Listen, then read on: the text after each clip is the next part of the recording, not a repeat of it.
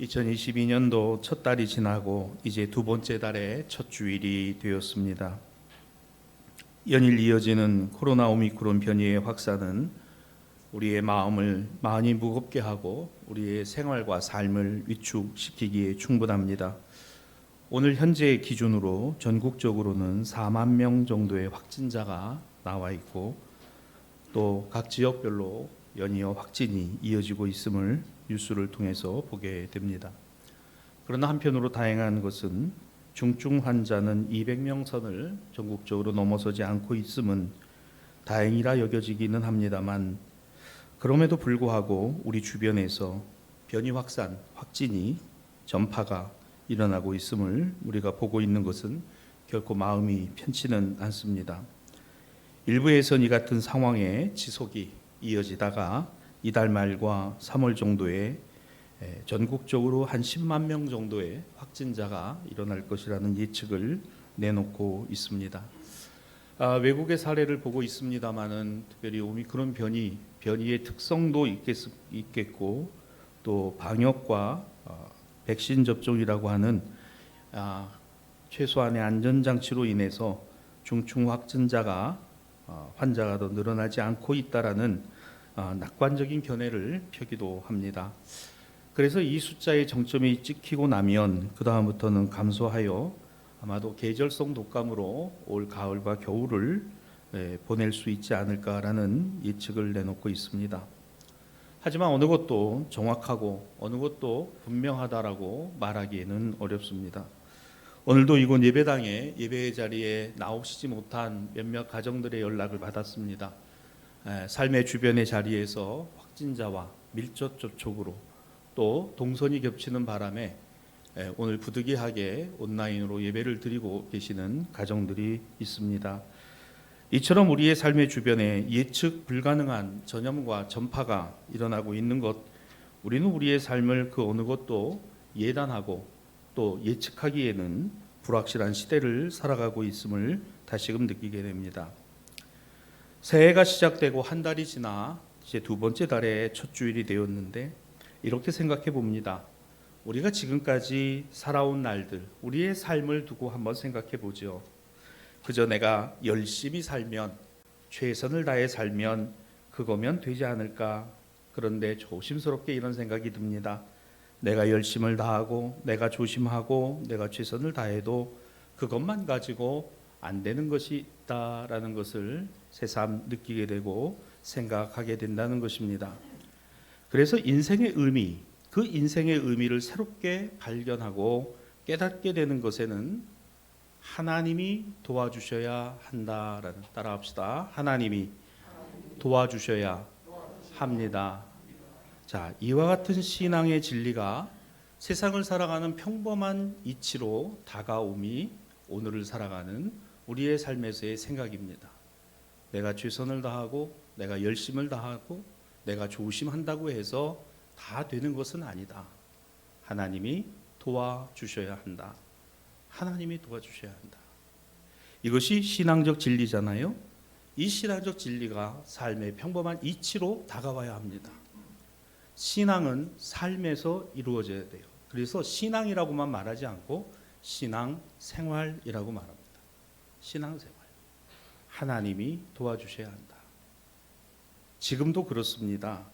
이와 같은 신앙적 진리를 삶의 평범한 이치로 받아들이고 살아가는 우리의 삶, 우리는 오늘 이 주일에 거룩하신 하나님의 말씀을 함께 보고 읽습니다. 오늘 복음서 본문 누가복음 5장 1절 이하의 시몬 베드로를 우리는 봅니다. 인생의 의미, 그의 삶의 의미에 변곡점을 맞이했어요. 자신이 최선을 다하고 열심을 다하는 것만 가지고 되는 것이 아니다라는 깨달음을 갖게 됐고, 누가 도와주셔야? 하나님이 도와주셔야, 주님이 도와주셔야 한다는 사실을 그는 오늘 본문에서 깨달았음을 우리가 보게 되는 거예요. 자, 예수님께서 갈릴리 게네사렛 호숫가에 서 계실 때 무리들이 돌려와 말씀을 들었습니다. 참 예수님 인기가 많았던 것 같아요. 그래서 사람들은 어쨌든 예수님을 쫓아와서 그 예수님을 왕으로 옹립하려고도 하고 예수님의 행하신 기적과 이적을 더 보기를 원했습니다.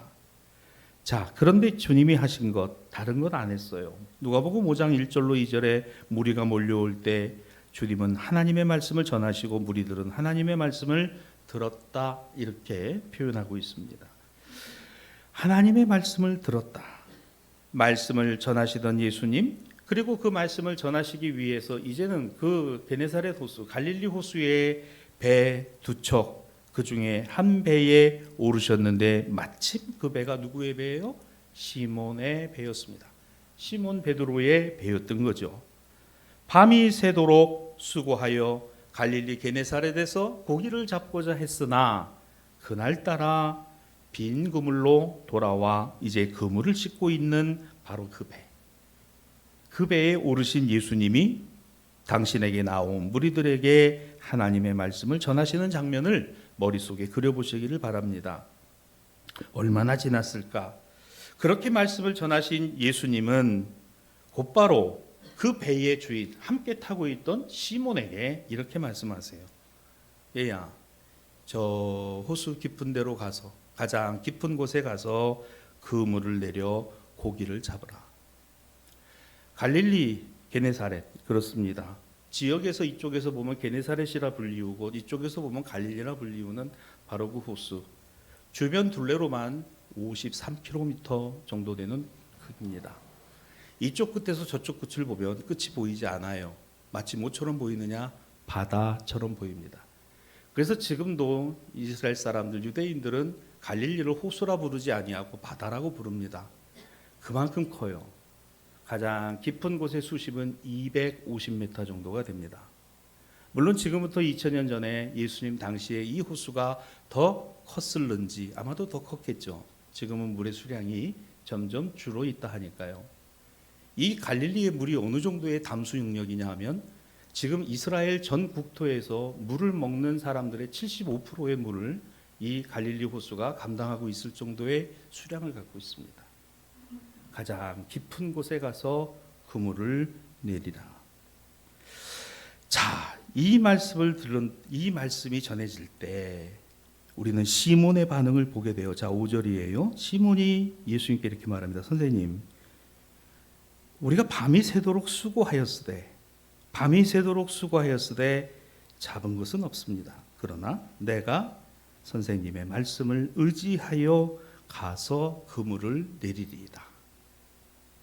여러분, 이 5절을 가만히 보시기 바랍니다. 밤이 새도록 수고하였다는 현실. 그러나 그럼에도 불구하고 오늘 나는 다시 말씀을 의지해서, 어떤 말씀이죠? 깊은 데로 가서 그물을 내려라. 다시 가라. 다시 그물을 던져라. 에이, 해봤다니까요. 해봤는데 어떻게 됐어요? 안 됐어요. 해봤는데 안 됐어요. 안 되는데 또 해라요. 우리 같으면 어떻게 할까? 에이, 내가 해봤는데, 내가 그거 아는데, 너 잘못 알고 있는 거야. 그거 내가 알고 있는 게 맞아. 맞을 수도 있죠. 그러다 다 맞다라고 말할 수 없는 거 아닙니까? 자, 지난밤 악몽 같은 헛수고의 경험을 했던 시몬, 주님의 말씀에 의지하여 순종하여 다시 가서 다시 그물을 던졌다. 나라면, 우리라면 어땠을까? 우리 같으면 어떻게 할까?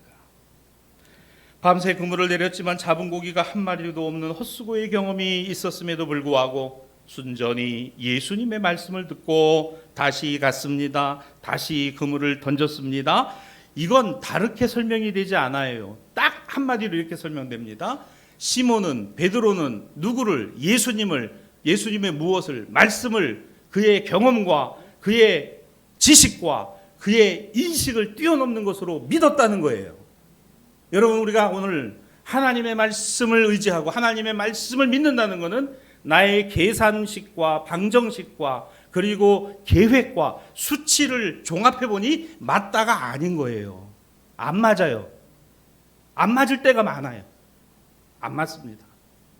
안 맞는 게 정상입니다. 왜? 우리는 하나님이 아니에요. 세상이요? 어떻게 될 거라고요? 전 지구에서 이 코로나가 이렇게까지 올 거라고 생각한 사람은 한 명도 없어요. 한 명도 없습니다. 과학자, 의학자, 면역학자, 방역학자, 정치인들 어느 누구도 이렇게까지 올 거라고, 그러면 앞으로 어떻게 갈 거냐? 아무도 솔직히 모르는 겁니다. 몰라요. 그럼 이것으로 끝일까? 제2, 제3의 코로나와 같은 그러한 일들이 일어나지 않으리라는 보장이 있느냐? 없어요. 없어요. 이게 정답입니다. 몰라요. 없어요. 저는 안 돼요. 그런데 이 말이 훨씬 더 우리에게 가깝게 다가오잖아요. 됩니다. 할 수 있습니다. 가능합니다. 이거요. 장담이 안 돼요. 저는 오늘 말씀을 마지막으로 정리하고 묵상하면서 심각한 고민을 했어요. 목사님 이런 상황이 돼서 동선이 겹쳐서 확진자가 밀접 접촉이 돼서 오늘 교회를 가지 못하는 상황을 들을 때 참 가슴이 너무너무 미어지고 아픕니다. 우리 장로님들과 올해를 계획하고 기도하면서 하나님 올해는 점차적으로 대면 예배가 확산될 수 있도록 하나님 도와주시기를 온 마음으로 기도하고 또한 그와 같은 계획을 세우고 있습니다만 안 돼요. 완전히 비대면으로 돌려야 될지도 모릅니다. 다음 주부터 교회 오지 마세요 해야 되는 광고를 해야 될지도 모르는 상황이 벌어지고 있어요. 전국적으로 지금 확진자가 2주 만에 2배씩 뛰고 있어요. 지금 4만 명이 넘었습니다. 우리 주변에 심심치 않게 확진이 됐습니다. 확진자와 동선이 겹쳐 밀접 접촉이 됐습니다. 검사를 받습니다. 항원 검사를 받았습니다. PCR 검사를 받았습니다. 음성이 나왔습니다. 양성이랍니다. 그게 내일이 될 수도 있는 상황이 지금 벌어지고 있는 거예요. 보세요. 이 시몬에게 있어서는 어떻게 이럴 수 있었을까? 그는 다른 데 안에 예수님의 영향을 받은 거예요. 예수님의 말씀의 영향을 받았습니다. 사랑하는 내사의 신앙가족 여러분, 저는 여러분을 이렇게 권면합니다. 우리가 영향을 받아야 되는 것, 우리의 신앙과 믿음에 분명한 영향을 주시는 분은 주님이시고 주님의 말씀이어야 된다는 것입니다. 오늘 시몬의 행동은 바로 여기서부터 시작이 되었기 때문에 그렇습니다. 만일 예수께서 다른 어부에게 이와 같은 말을 했다 그러면 어쩌면 그는 말 같지도 않은 소리를 한다라고 생각했을 거예요. 어디 그냥 갈릴리를 떠돌아다니는 그 나사렛의 예수, 그 사람이 나한테 이런 조언을 해? 나는 평생을 갈릴리 호수에서 고기를 잡던 사람인데 내가 이 호수는 당신보다 더 잘 알아. 시몬 베드로도 그와 같은 사람 중에 한 사람이었어요. 평생을 어부로 살았습니다. 갈릴리 게네사렛 호수를 드나들며 그물을 던지며 고기를 잡고 살았던 그와 그의 가정이었습니다. 이 바다에 대하여는 누구보다도 훤히 잘 알았어요. 어느 시간대에 그물을 던지고 달이 어떻게 떴을 때 그물을 어느 곳에 던져야 하는지 그는 잘 알았습니다. 물길을 손바닥 들여다보듯이 알 수 있었던 사람은 바로 이 베드로 시몬이었어요.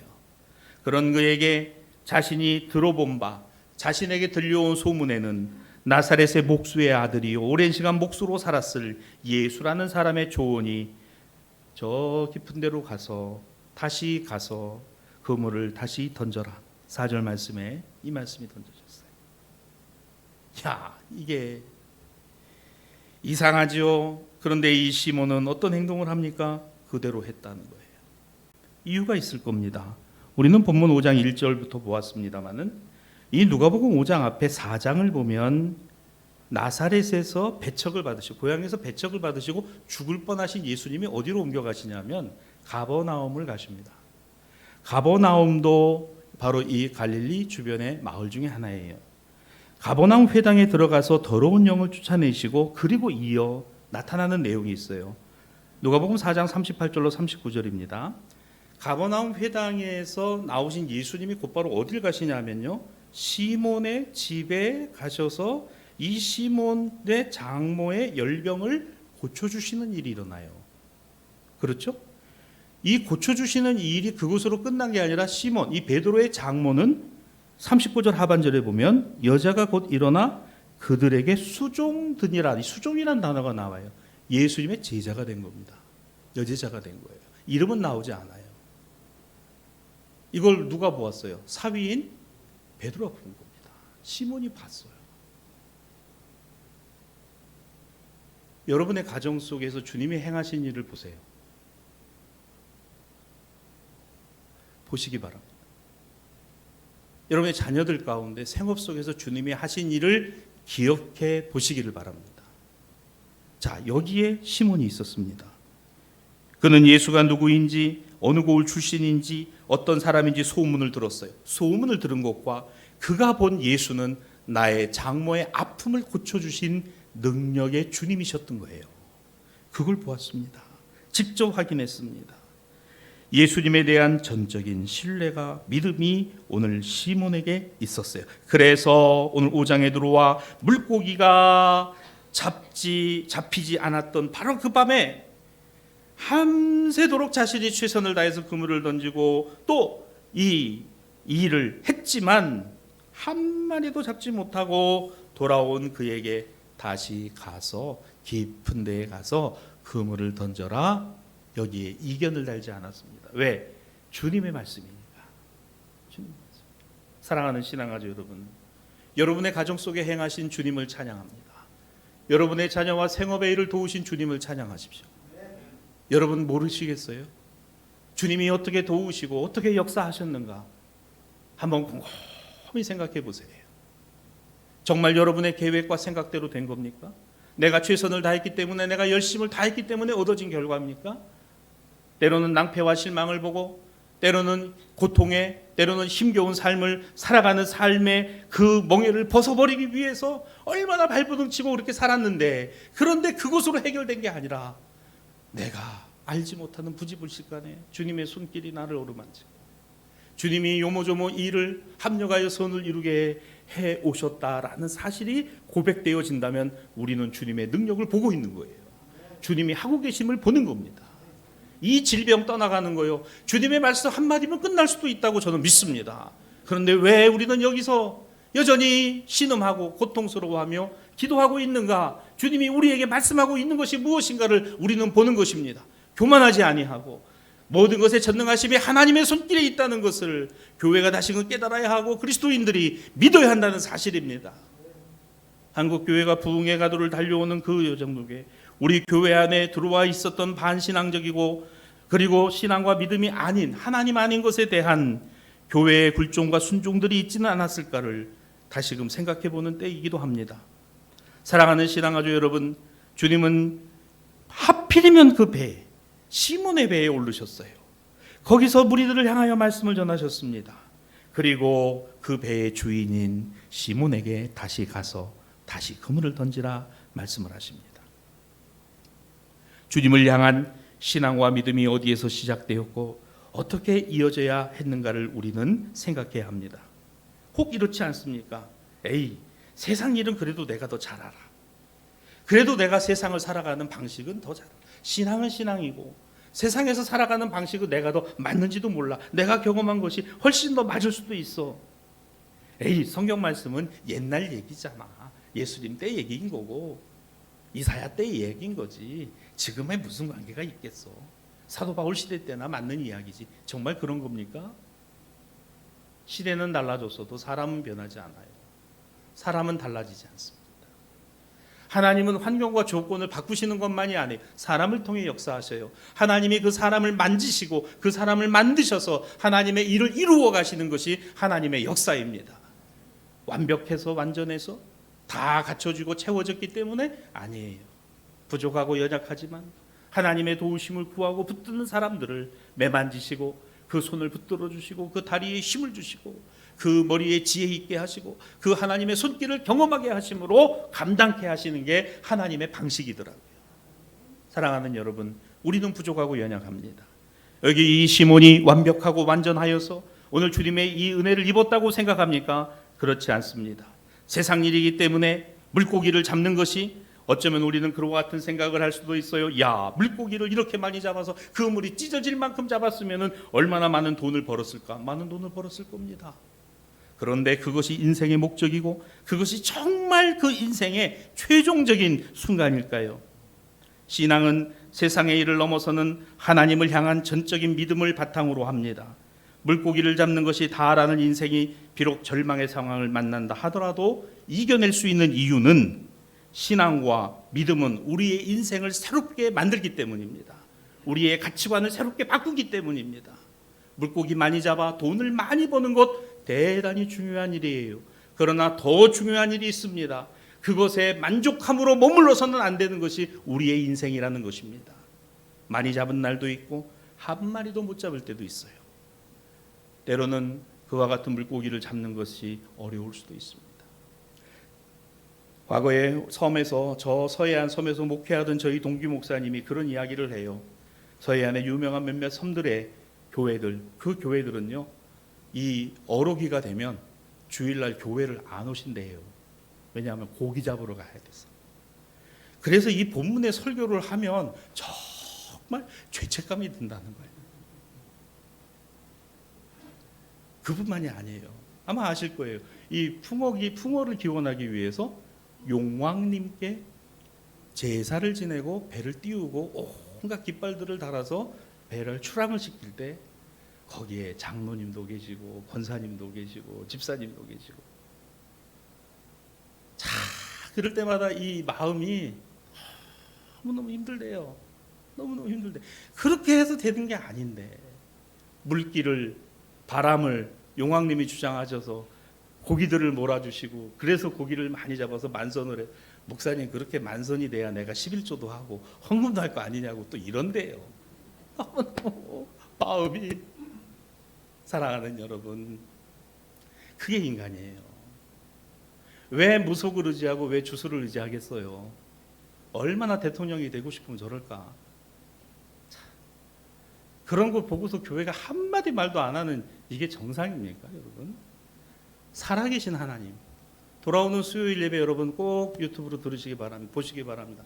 살아계신 주님, 살아계신 하나님이라는 이 말씀을 붙들었던 초대교회는 그래서 살아있었던 거예요. 왜 한국교회가 죽은지 아십니까? 하나님을 죽여버렸으니까요. 하나님이 죽은 거예요. 여러분, 살아계신 주, 오늘도 우리의 삶에 생동감 있게 생명 있게 하시고 우리에게 여전히 말씀하시고, 그 말씀을 의지하면, 그 말씀을 붙들면 우리의 인생의 눈이 환하게 새롭게 열리더라는 거예요. 주시는 이도 하나님, 거두시는 이도 하나님, 앉게 하시는 이도 주님, 일어서게 하시는 분도 주님. 외양간에 송아지 그리고 포도나무에 열매가 없어도 나는 여호와로 즐거워하고 나는 여호와로 감사하리라. 이게 그리스도인의 신앙과 믿음의 고백인데, 언제쯤인가 우리는 하나님 그물이 찢어지기를 원합니다. 하나님 그물이 가득가득 차기를 원합니다. 그래 놨더니 창고를 크게 짓자, 창고를 크게 짓자.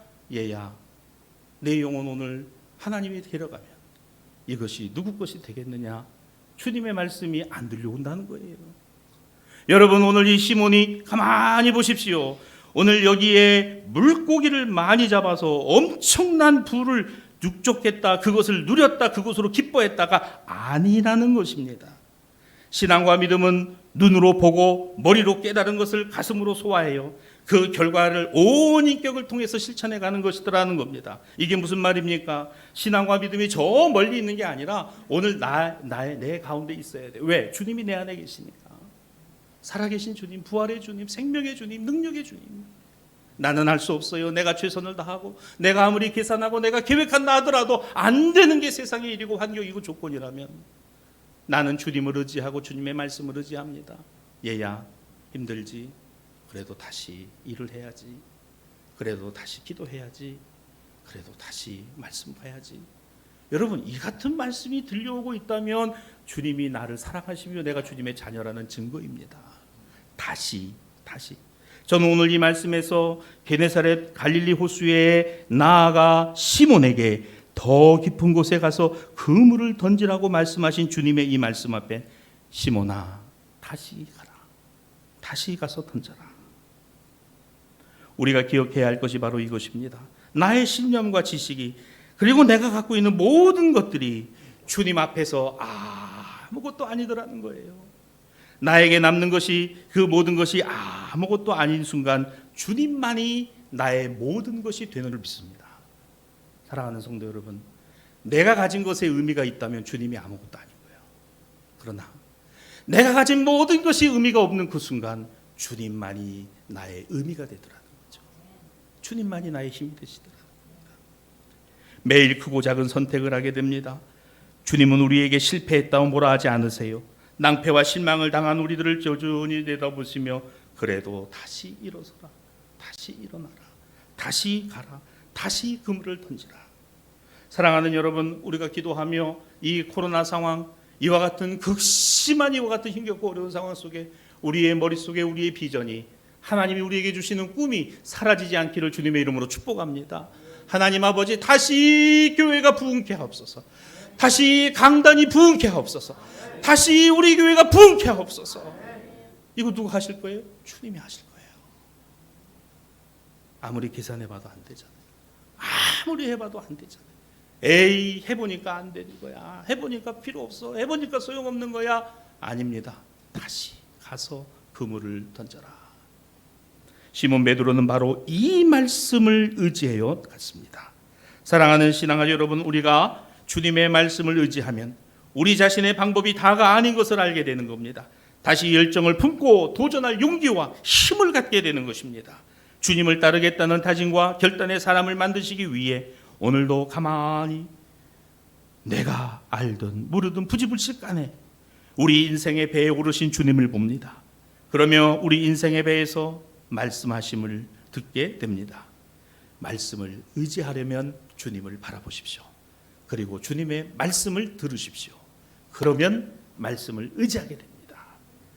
올 한해 우리가 말씀을 읽거나 말씀을 필사하거나 말씀을 묵상하는 바로 그 시간들이 내 인생의 배에 오르신 주님의 말씀을 듣는 시간이에요. 그리고 주님을 붙드는 시간, 주님 감사합니다. 주님이 옳습니다. 세상에 내가 가진 것의 의미가 아닌 그것을 내려놓는 그 순간 주님만이 나의 의미가 되시고 나의 힘과 능력이 되십니다. 이 말씀을 의지한 시몬, 그는 결국 고기를 많이 잡게 되었지요. 자신의 동업자 야고보와 요한 형제도 놀라게 되는 대목이 나옵니다. 그러나 여러분, 여기에 대해서 오해하지 맙시다. 그물이 찢어질 정도의 풍요가 베드로의 성공이라고 성경은 말하지 않는다는 거예요. 이와 같은 수확이 엄청난 돈을 벌어다 주었을 것은 틀림없습니다만, 그러나 우리는 또 연결해서 생각해 봅시다. 아무리 갈릴리 어부들이 돈을 많이 벌어도 누가 다 뜯어가요? 삭개오 같은 세리장이나 세리들이 4배 5배씩 착복해서 뜯어갑니다.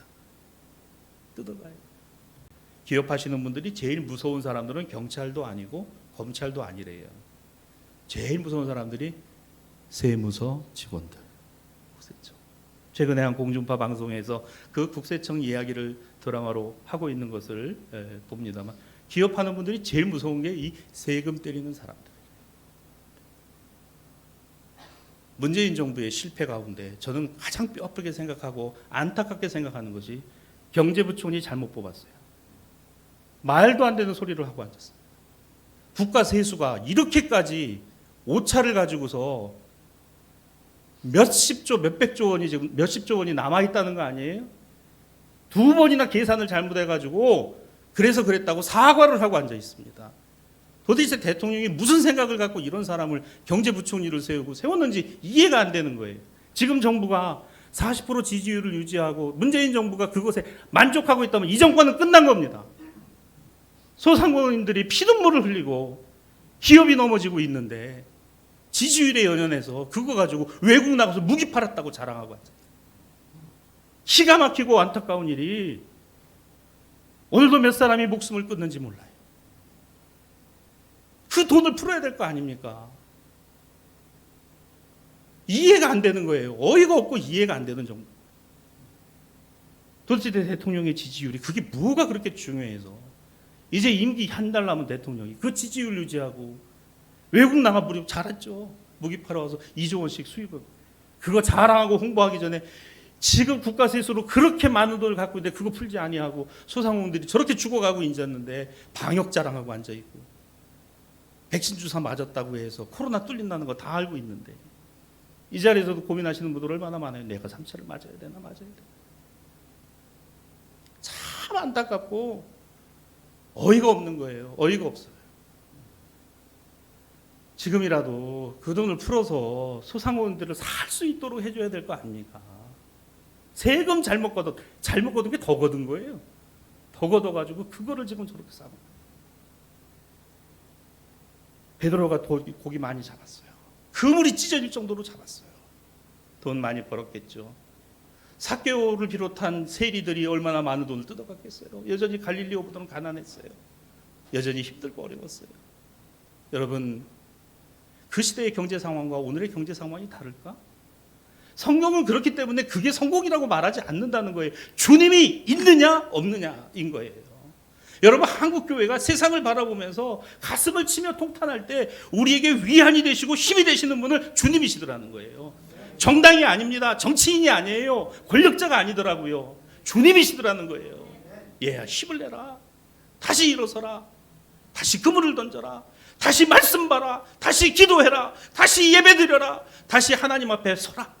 이 말씀이, 말씀을 의지하면 우리의 삶의 변화가 일어나기 시작하더라. 그 변화가 어떤 변화였습니까? 시몬은 부자 되기 위한 길에 서 있는 게 아니라 제자 만드시는 주님의 역사 안에 붙들렸던 거예요. 사랑하는 성도 여러분, 오늘의 그리스도인은 부자 되는 일이 우리 신앙의 목적이 아니에요. 세상의 출세 성공이 우리의 목적이 아닙니다. 제자 되는 거예요. 부자를 원하십니까? 제자의 길을 포기하십시오. 제자가 되겠습니까? 부자 안 되는 겁니다. 주님은 우리를 부자 만드시는 이가 아니라 제자 만드시는 분입니다. 교회는 부자의 길에 서 있지 않고 그리스도의 제자인 거예요. 그리스도를 따라야 된다는 것이죠. 오늘 그러므로 이 놀라운 역사가 본문 10절에 보면 시몬의 동업자인 야고보와 요한도 물고기 많이 잡음으로 놀랐으나 그러나 이제 예수께서 그들에게 말씀하십니다. 이제후로는 내가 사람을 취하리라. 사람을 낳는 어부가 되리라. 야, 여기서 완전히 인생의 변곡점이 일어나는 거예요. 너 부자 되고자 해? 아니야. 너는 제자야. 제자의 길을 가야 돼. 내가 사람을 낳는 어부가 되리라. 여러분, 주님이 부자 만드시겠다. 맞지? 나 이런 정도야. 너 이제 나를 따라다녀. 네 그물이 항상 찢어질지니라. 이러셔야 될 거 아닙니까? 그런데 거기 놀라운 단어가 하나 나와요. 시몬의 동업자라는 단어가 나옵니다. 그렇습니다. 여러분, 야고보와 안드레와 시몬 베드로와 안드레, 야고보와 요한은 서로 형제지간이고 이웃이었고 고기 잡는 일에 동업자였어요. 동업자, 같이 일을 해서 돈을 버는 사람이라는 뜻입니다. 그런데 주님 만나 이 동업자가 뭐로 변해요? 동역자로 바뀌더라는 거예요. 동역자, 주님의 일을 함께하는 사람. 우리 교회는 동업자들이 모인 그룹이 아니에요. 동역자들이 모인 그룹입니다. 주님의 일을 하기 위해서 명지에서, 김해에서, 부산에서, 서울에서, 외지에서 그리스도 안에 우리는 대사교회라는 이름 안에 묶어주신 동업자가 아니라 동역자들이라는 거예요. 이게 주님의 말씀을 의지한 사람들의 신앙과 믿음입니다. 말씀을 정리합니다. 사랑하는 신앙가족 여러분, 교회는 오늘의 삶의 혼돈 속에 그물을 던지고 하나님 나라의 증인이 되며 하나님 나라를 향하여 이루는 일에 참여하도록 격려하시고 묶어주심을 감사하는 믿음의 공동체입니다. 이 일에 부르신 우리가 함께하는 동역의 공동체이기도 합니다. 말씀을 의지하면 오늘 공동성서정과 각 성경의 본문에는 4명의 인물들이 차례로 등장을 합니다. 오늘 복음서 본문에 바로 시몬, 그는 베드로입니다. 구약의 예언서에는 이사야 선지자가, 시편에서는 다윗이, 그리고 서신서에서는 사도 바울이 등장을 합니다. 이 4사람들의 면면을 살펴보면 자신들만의 인생의 길에서 하나님을 만나 하나님의 말씀을 듣고 그 말씀으로 인생의 변곡점을 가자 하나님의 사람으로 변화된 인생을 살았던 4사람들입니다. 베드로를 보십시오. 그는 시몬이었습니다. 이사야를 보십시오. 보잘것없는 사람이었으나 한 시대에 하나님의 말씀을 외쳤던 사람입니다. 다윗을 보십시오. 별볼일 없는 이새의 집에 저 끄트머리에 있는 아들이었으나 하나님이 사용하신 하나님의 종이었습니다. 바울을 보십시오. 그는 사울의 인생을 살다가 예수 만나 바울의 인생을 살았던 하나님의 사람이었습니다. 사랑하는 신앙가족 여러분, 오늘 저와 여러분이 이와 같은 신앙과 믿음 안에 말씀을 의지하면 우리의 인생에, 우리의 삶의 목적이 바뀌고 삶의 모습이 달라진다라고 하는 사실을 본문 안에 깨닫게 됩니다. 하나님은 어떤 완벽한 조건과 능력을 가지고 있는 사람을 찾으시는 것이 아니라 하나님의 말씀을 듣고자 하는 자, 하나님을 삶의 중심에 두는 자, 오늘 그와 같은 삶을 통해서 하나님의 영광을 드러낼 사람들을 찾으시되 가난하고 궁핍하지만 연약하고 보잘것없지만 오직 주님만이 내 인생의 전부다라고 고백하는 이들을 오늘도 부르신다는 사실을 기억합시다. 시몬 베드로는 바로 예수님이 부르실 때에, 자신의 배에 오르셨을 때에, 말씀을 전하실 때에, 그리고 자신에게 말씀하실 때에 그 말씀에 순종하고 따랐습니다. 말씀을 의지하면 우리 인생을 새롭게 만들어 가실 예수 그리스도를 기대하며 이 한 달을 살아가는 저와 여러분, 우리 모든 신앙가족들이 되시기를 주님의 이름으로 축복합니다.